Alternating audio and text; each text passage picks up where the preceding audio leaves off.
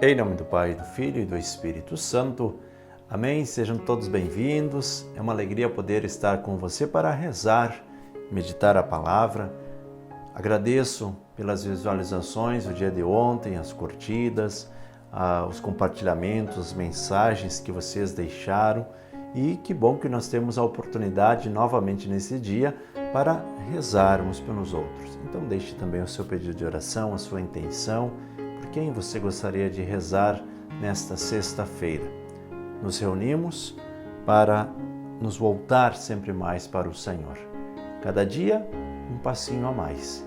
Estamos caminhando para que nós possamos também alcançar a graça da transformação de vida, da conversão diária.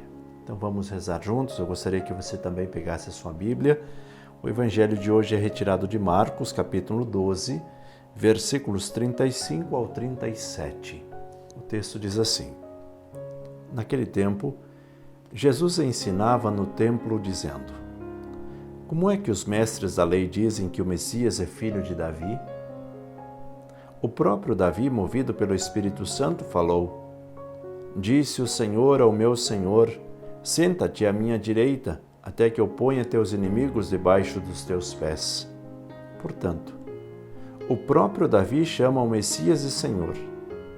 Como é que ele pode então ser seu filho? E uma grande multidão o escutava com prazer. Palavra da salvação. Glória a vós, Senhor. Vamos juntos meditar a palavra deste dia.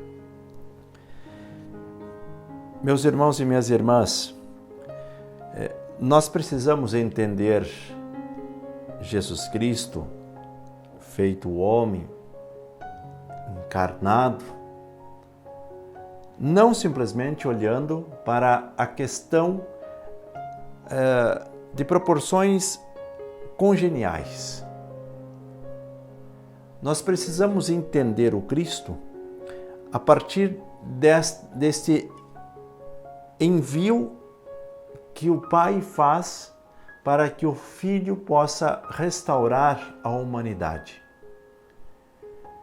A Sagrada Escritura nos fala desta descendência, mas a descendência vem porque o pai adotivo de Jesus, São José, era da descendência de Davi.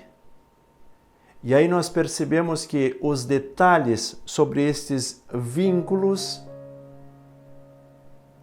eles não estão propriamente ligados ao Cristo, mas àqueles que estão com esta missão de ajudar o Cristo nesse momento em que o Pai envia o Filho. A Sagrada Escritura nos fala disso. E aí apenas se comprova. E o próprio Cristo hoje traz essa realidade presente. Como é que isso acontece então? Se o próprio Davi vai falar isso? E eles ficavam maravilhados com as palavras de Jesus. O que o texto quer dizer?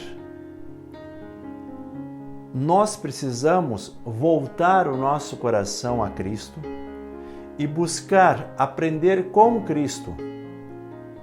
Então é esta configuração. Se nós nos configurarmos com Cristo, seremos salvos. Mas qual que é o problema que muitas vezes enfrentamos? Queremos configurar o Cristo à nossa vida e à nossa história. E aí queremos fazer da religião algo que nos beneficia. Queremos adaptar a religião ao nosso modo de viver, ao nosso modo de pensar. Eu iria na igreja se a igreja fosse dessa e dessa forma.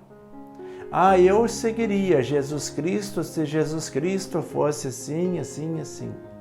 Queremos moldar o Cristo, queremos moldar a igreja ao nosso bel prazer. Aquilo que são os valores que nós trazemos de forma pessoal, queremos moldar o Cristo e a igreja. E aí nós percebemos que muitas pessoas não encontram nem o Cristo e nem participam da igreja. Por quê? porque se pensasse de forma contrária, aí sim encontrariam também a verdadeira fé. Por isso, meus irmãos, não procure moldar a igreja ao seu modo de pensar. Não procure moldar o Cristo ao seu modo de pensar. Procure configurar-se com o Cristo. Você sempre precisa se perguntar, assim como ensinava Santa Teresa de Jesus: o que Cristo faria se Ele estivesse no meu lugar? Nós precisamos pensar sobre isso. Cada decisão que você precisa tomar, cada palavra que você precisa dirigir para alguém, se perguntar: o que Cristo faria se Ele estivesse no meu lugar? E assim nós começamos a nos configurar com o Cristo, começamos a nos assemelhar com Ele, nós começamos a ficar parecido com o Cristo. Não estou falando em fisionomia, eu estou falando nas atitudes. Se nós pensarmos sempre que nós precisamos tomar uma atitude, o que Cristo faria se estivesse no meu lugar, então, quando eu estou aí num momento de conflito interior, que eu tenho que me relacionar com a esposa, o que Cristo faria se estivesse no meu lugar?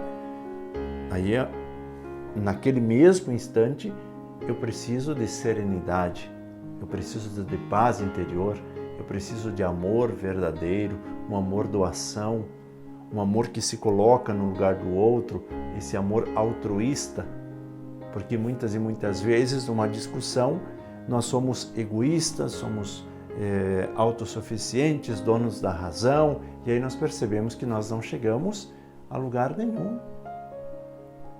Porque a partir do momento em que a conversa começa a ficar mais acalorada, surgem muitas bobagens, né? A gente acaba dizendo coisas que não deve, e é por isso que eu gostaria que você se voltasse para o texto, olhasse da forma como Jesus ensina e entendesse.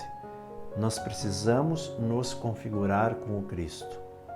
Nós precisamos obedecer também os mandamentos, aquilo que a igreja nos propõe, aquilo que a igreja nos pede, para que nós possamos caminhar na mesma direção. Se nós fizermos o contrário, cada um caminha por uma direção diferente, e aonde nós vamos encontrar o ponto comum, não vamos encontrar. Porque cada um caminha para o seu lado. Uma comunidade que não olha para o Cristo é uma comunidade dividida. Uma comunidade que está quase que marcada para o seu fechamento, para a sua derrota definitiva. Então, meus irmãos, vamos nos voltar para o Cristo. Vamos procurar viver os ensinamentos do Cristo e também, assim como aquelas pessoas, aquela grande multidão, escutava Jesus com prazer. Que a cada dia da nossa vida nós possamos ouvir Jesus com prazer. E esta expectativa, o que é que Jesus tem a nos dizer hoje? Vamos pedir a bênção de Deus, em nome do Pai, do Filho e do Espírito Santo. Amém. Santo e abençoado dia, bom trabalho e até o próximo programa.